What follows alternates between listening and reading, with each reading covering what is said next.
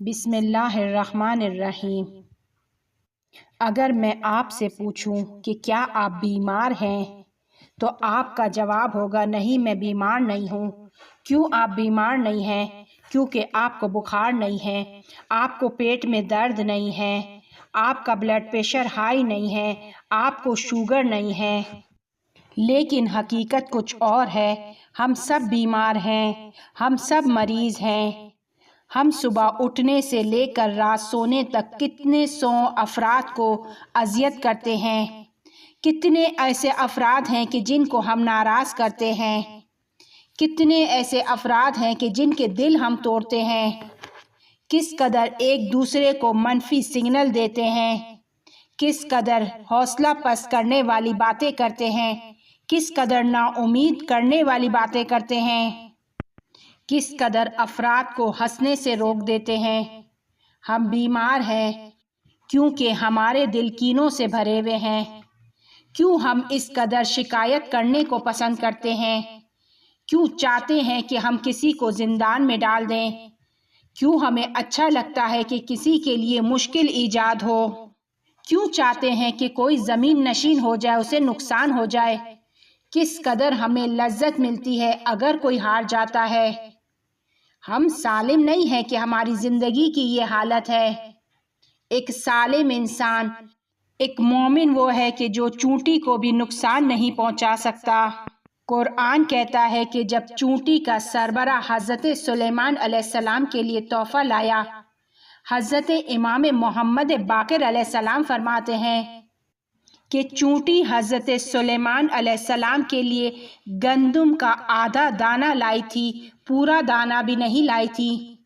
آپ سب جانتے ہیں، تمام کسان جانتے ہیں کہ اگر دانہ آدھا ہو تو اس سے کوئی گندم نہیں نکلتی، اسے بویا نہیں جاتا، وہ کسی کام کا نہیں ہے۔ لیکن جب چونٹی وہ آدھا دانہ لے کے آئی تو حضرت سلیمان علیہ السلام نے اس کا پرجوش استقبال کیا، مسکرائے، چونٹی کا استقبال کر رہے ہیں۔ اب یہ چونٹی جب واپس اپنوں کے پاس جاتی ہے تو وہ چونٹیاں پوچھتی ہے کہ کیا خبر؟ اب وہ چونٹی کہتی ہے کہ وہ تحفہ کہ جو ہم حضرت سلیمان کے پاس لے کر گئے تھے، میرے خیال میں ہمارا تحفہ تمام تحفوں سے زیادہ اہم تر تحفہ ہے، کیونکہ حضرت سلیمان نے اس کا گرمجوشی سے استقبال کیا۔ اسے حضرت سلیمان علیہ السلام کا انداز بہت پسند آیا۔ حضرت سلیمان علیہ السلام نہیں چاہتے تھے کہ ایک چونٹی ناراض ہو۔ اسی طرح جب کوئی اہل بیت علیہم السلام کا نوکر بنتا ہے، اسی طرح سے بنتا ہے۔ جب انسان اہل بیت کا نوکر بنتا ہے، شہد کی طرح بن جاتا ہے۔ اس شہد کو اگر ایک چمچے میں لیں اور کسی شرابی کے منہ میں رکھ دیں، اس کا منہ میٹھا ہو جائے گا۔ اگر کسی کافر کے منہ میں رکھ دیں، اس کا بھی منہ میٹھا ہو جائے گا۔ اگر کسی نماز شب پڑھنے والے کے منہ میں رکھ دیں، اس کا بھی منہ میٹھا ہو جائے گا۔ شہد تو شہد ہے، جو بھی کھائے گا اس کا منہ میٹھا ہو جائے گا۔ شہد کا کام ہی دوسروں تک مٹھاس پہنچانا ہے۔ ضرور ہم اپنے انداز گفتگو کو میٹھا کریں، ہم اپنی زندگی کو شیرین کریں، ہم اپنی رفتار کو شیرین کریں۔ امام حسین علیہ السلام سرخ پھول ہیں، جو بھی نگاہ کرتا ہے لذت حاصل کرتا ہے۔ ہم اور آپ مگر امام حسین علیہ السلام کے نوکر نہیں ہیں۔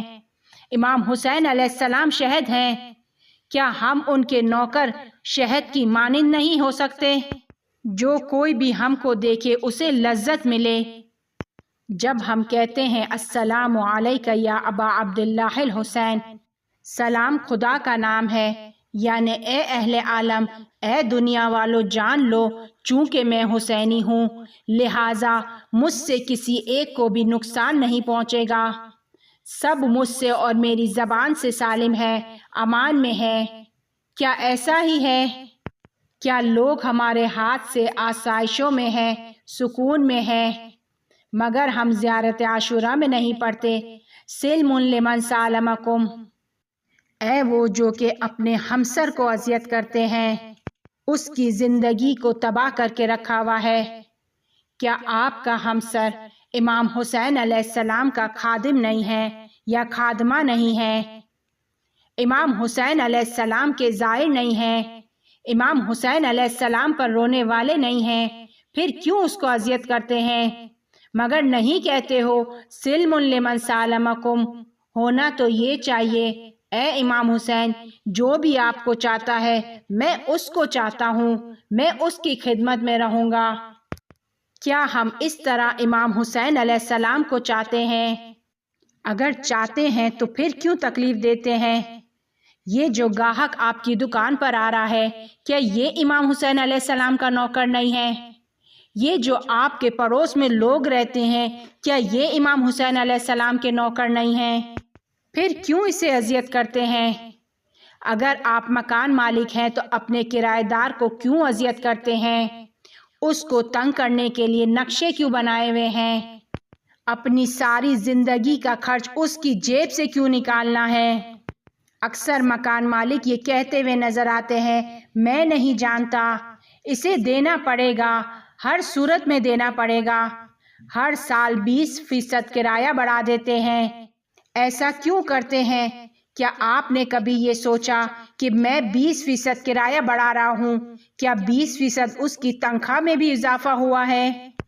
आए मिलकर अपनी जिंदगी को तब्दील करें, इस तरह तब्दील करें कि लोग ये कहें कि ये तो चूंटी को भी नुकसान नहीं पहुंचा सकता।